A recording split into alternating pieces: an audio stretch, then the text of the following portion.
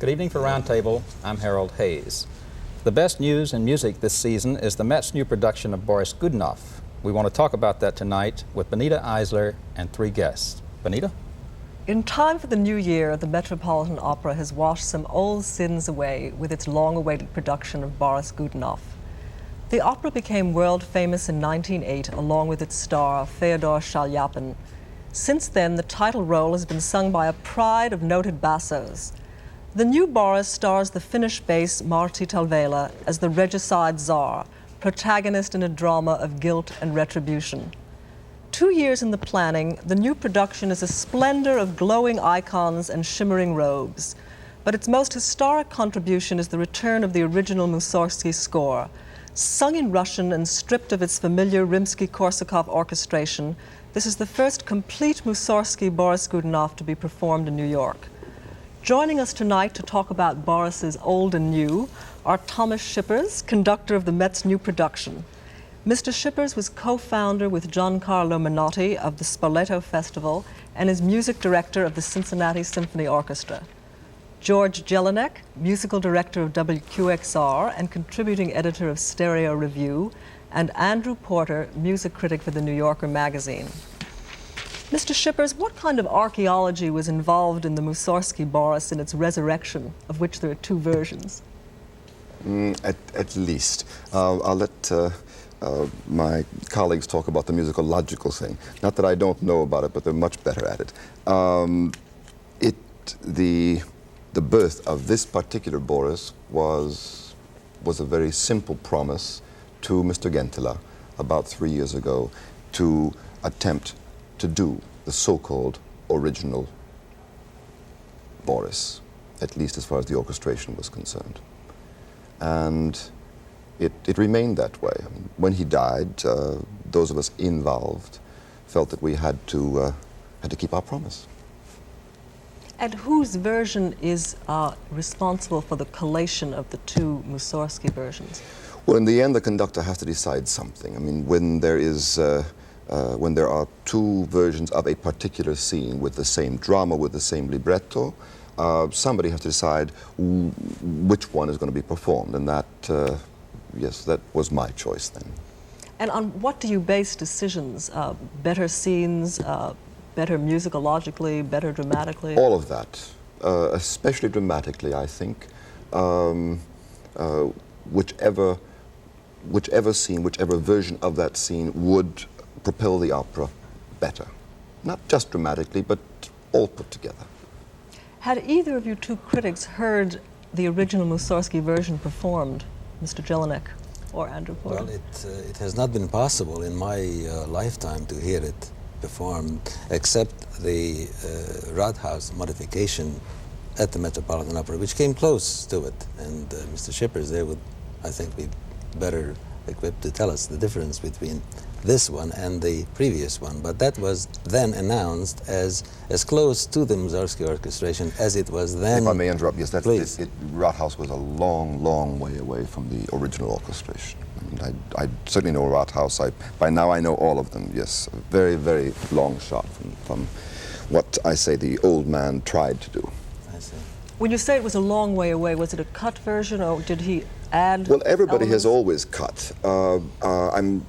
I'm rather happy with this performance because if for nobody else's conscience but my own, I can say that it's, I'm sure in my lifetime, the most complete Boris I will ever do, because virtually nothing is cut, and where it is cut, at least I could substantiate Mussorgsky's own different versions of cutting this arietta or whatever. But no, Rathaus indeed reorchestrated the work, there's no doubt about it. When was that?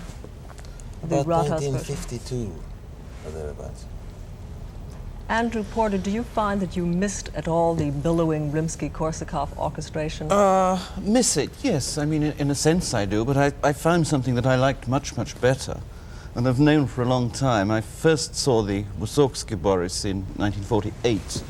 And since then I've been seeing the opera in London pretty steadily, sometimes Mussorgsky, sometimes Rimsky, and sometimes both together, when a visiting basso has come in and only known the Rimsky version and said, well, my scenes must be done Rimsky even if you do the rest Mussorgsky.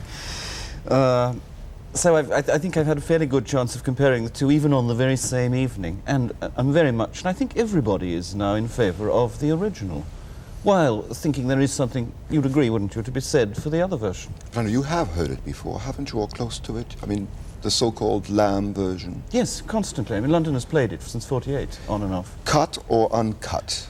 Cut differently every single season. Once given in slightly longer form than yours. Done by Kubelik. How is that possible? By not making the cuts in the study scene which you made. The nurse's arietta and the boy's arietta. And the clapping game for the children.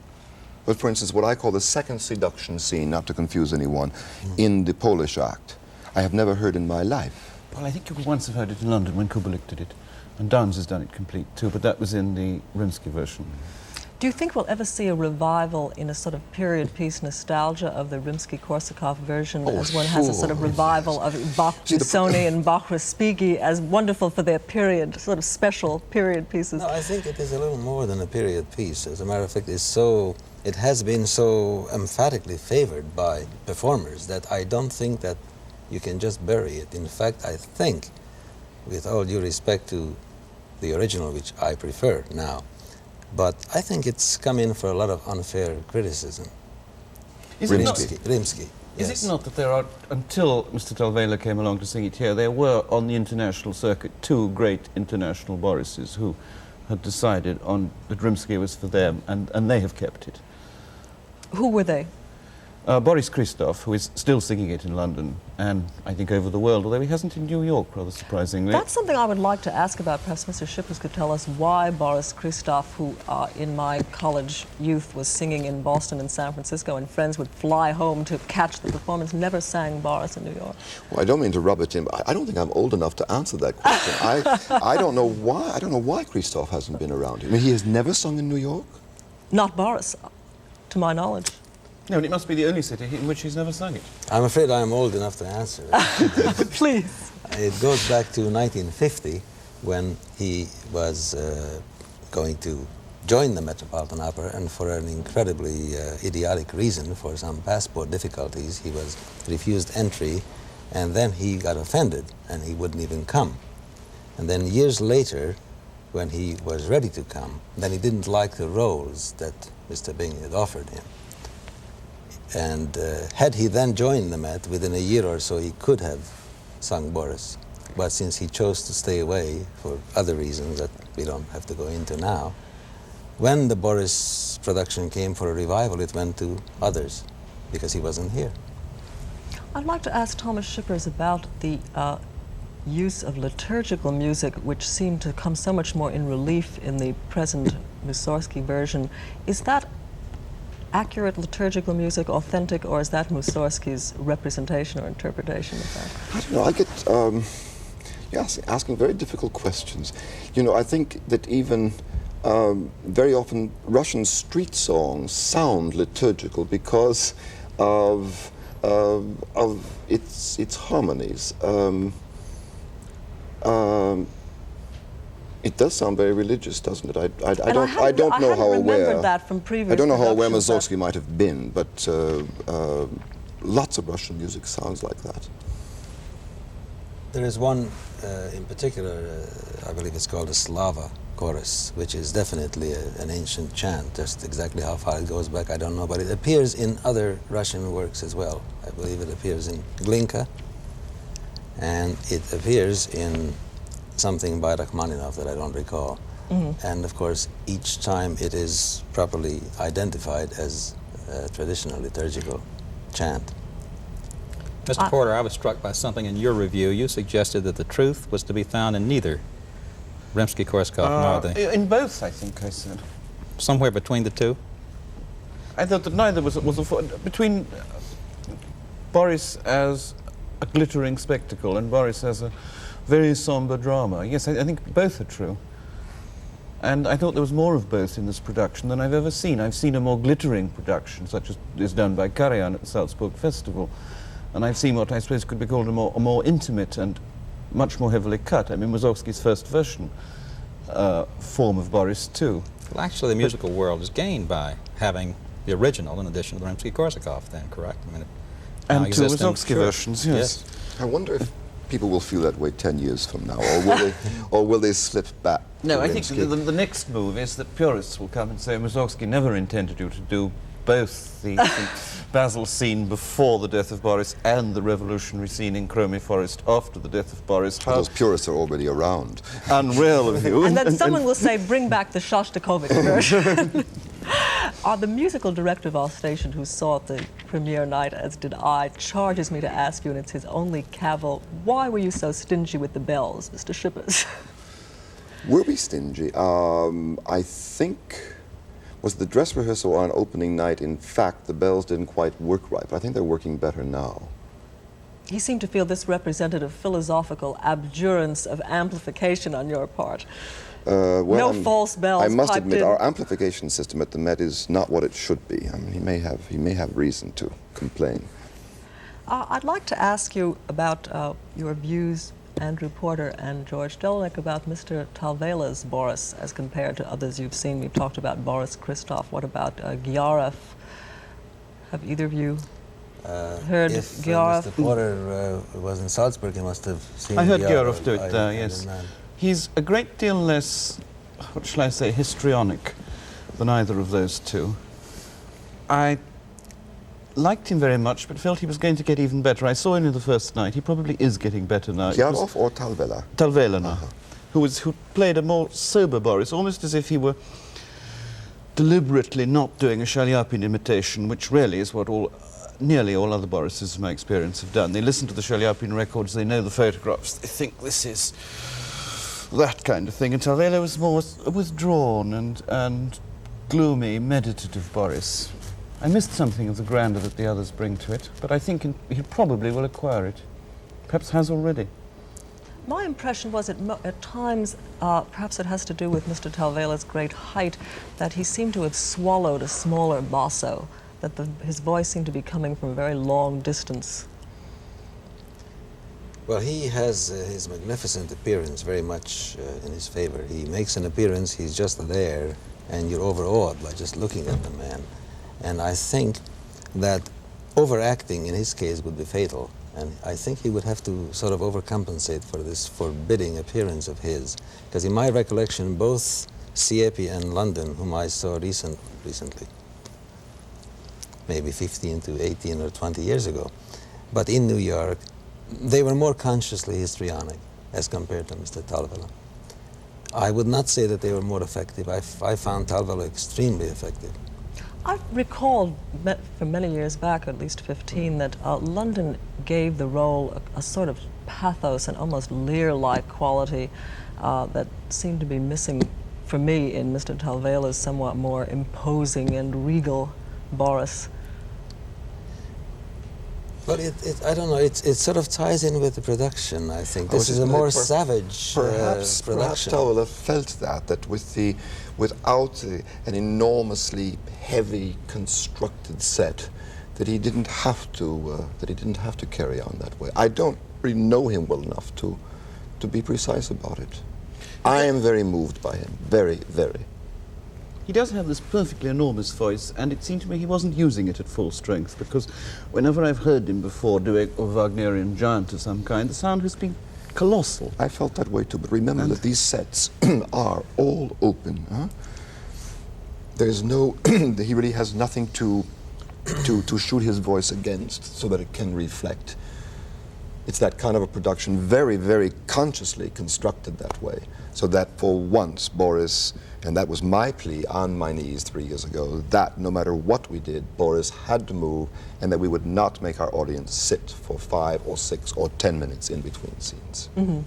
Well, that certainly was achieved. That flow is absolutely dramatically extraordinary. It's total theater, which I could at least recall few operas having made that effect on me. It was almost as good as the 19th century productions, where the scenery did change Oh, your memory instantly. does go back a long way. I was interested in something you said, Mr. Porter, in your article, which seemed to have lingering fondness for a polyglot language Boris, in which you rather admired the Tsar singing in Russian with the rest of the cast in English, which rather surprised me. It does surprise people, and yet in performance it has always, in my experience, worked awfully well. In that long conversation with Schwisky, you have both the advantage of the original sound, which is a very great advantage, this marvelous rolling sounds coming out in Russian. At the same time, with Schwisky's questions and interjections, you follow the plot. It's almost like having subtitles. The same way where the Russian language, however desirable it is musically and in respect to the composer, when you have a long scene like the Rangoni episode, and you don't really, at least the most people in the audience don't realize the importance of this man. He just comes out of the shadows, and he really holds the fortunes of at least two people in his hands. And while we get this from the libretto, you have to be pretty well prepared to follow that. I'm not a partisan of opera in English. I'm just pointing out. Why aren't you?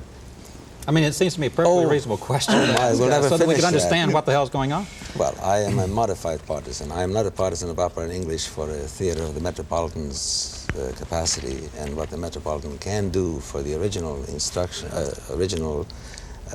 ideas of composer and librettist. But I am definitely in favor of opera in English for a local level theater where you attract people to opera.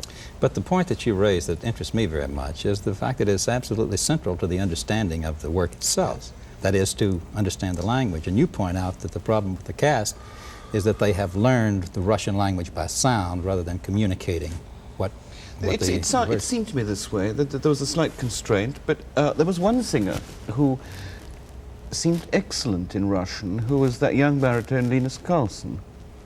I don't know whether he talks Russian, but he certainly sang it as if every word was totally meant to him. He used the words in a way that the others didn't. They worked wildly hard with George Chehanovsky, and they were all not just pleased with themselves because they had gotten through the Russian, but they all felt that vocally it helped them a great deal. I know Miss Dunn, Marina, who's done many of them before, said that it was a new opera to her because of the way, she said, I've never sounded as well as Marina, and I know why. It's because the words do work with that old line, do work with the music.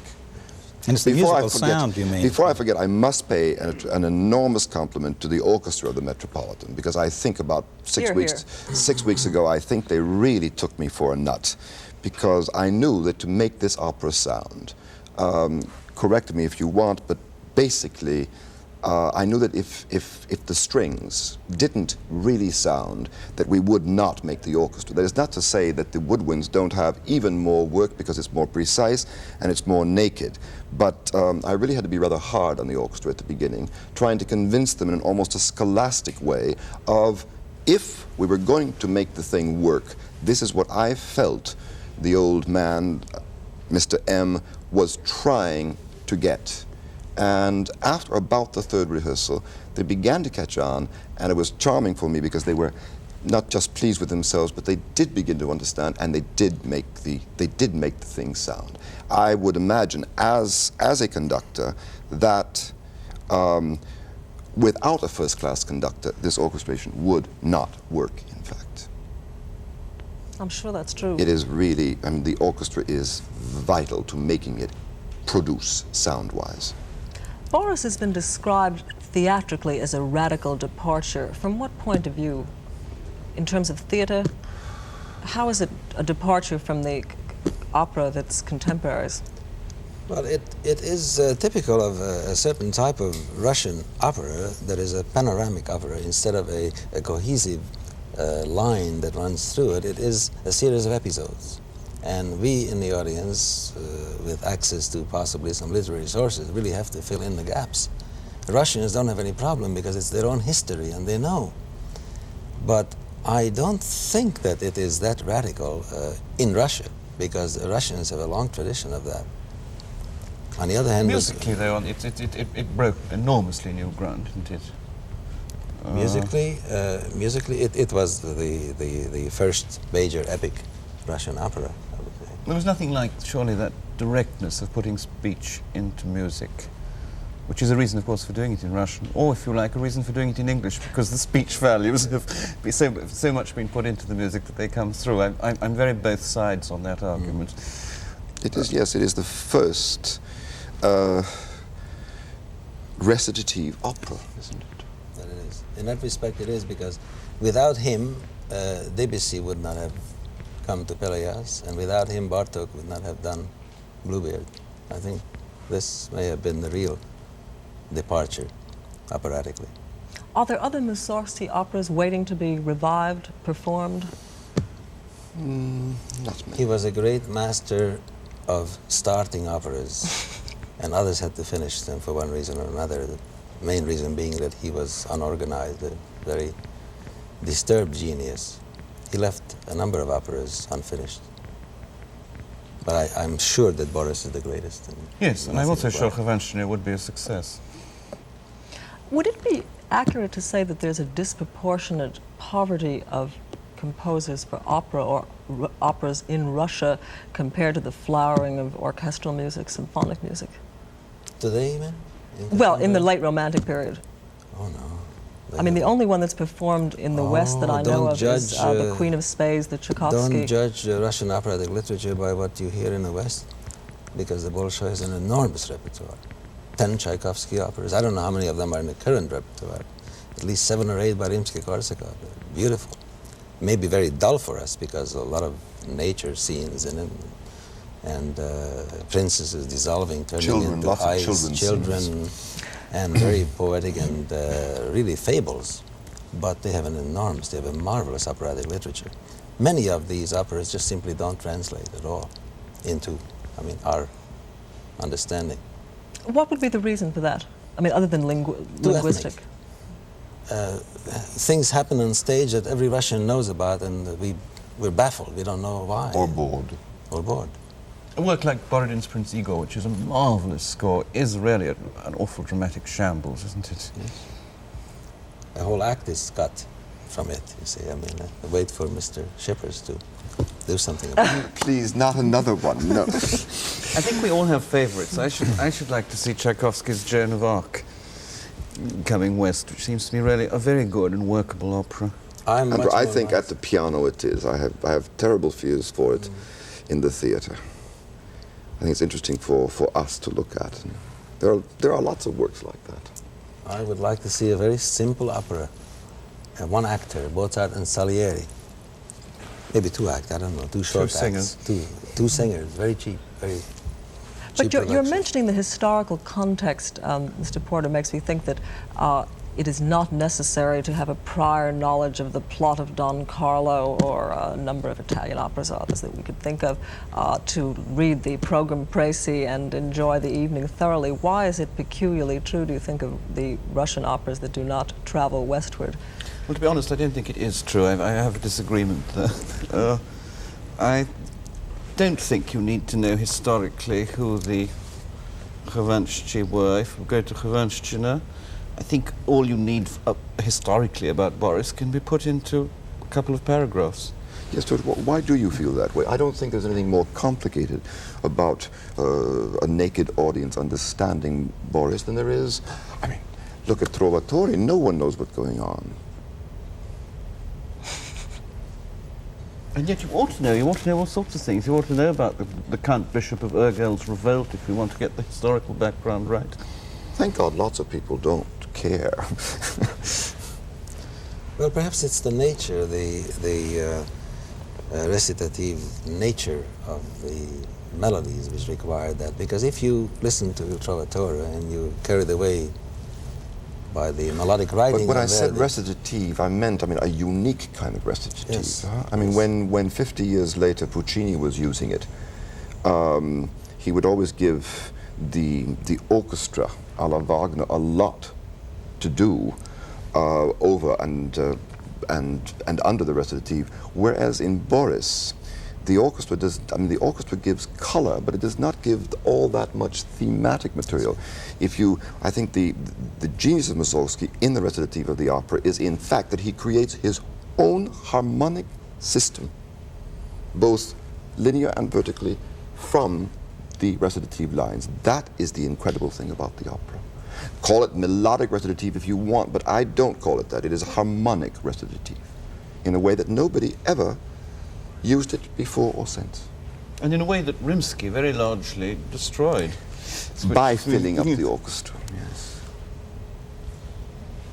No, I'm the first one to, I'm like you, I'm not at all against Rimsky. If in 3 or 4 years, I don't know, somebody asked me to conduct Rimsky, the only reason now I would be a little hesitant about going back to Rimsky is because of the way he tailored the opera, that is the way he cut the opera, not because of his orchestration. But there's too much incredible music that I must say I can't even guess why he deleted.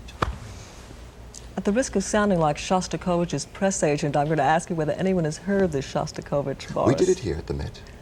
Yes. When was that? I don't know why Shostakovich did it, because if That I would love to hear. if Rimsky-Korsakov, I don't know, put velvet on top, Shostakovich put whipped cream on top of the velvet and just made it. Yes, cymbals, vibraphones, all sorts of things.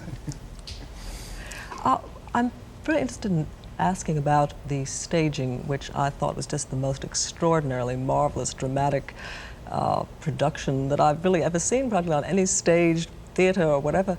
And I'm curious as to what the decision was involved in keeping it in a very romantic, operatic tradition.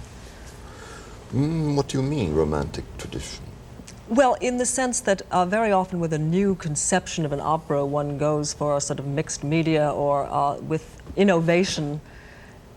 Well, listen, with a great director like Everding, thank goodness we didn't have to, we didn't have to put up with that.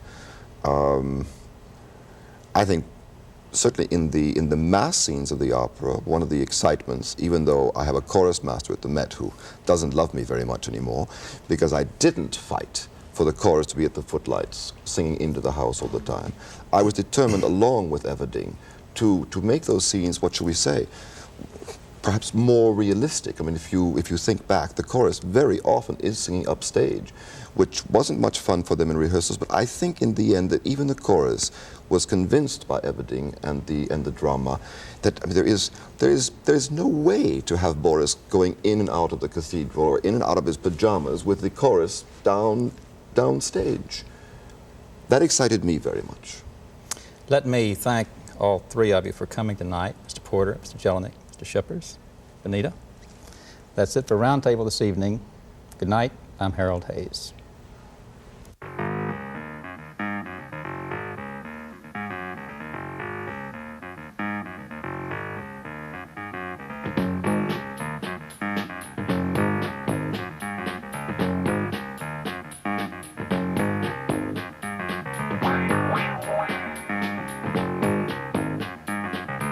Wow.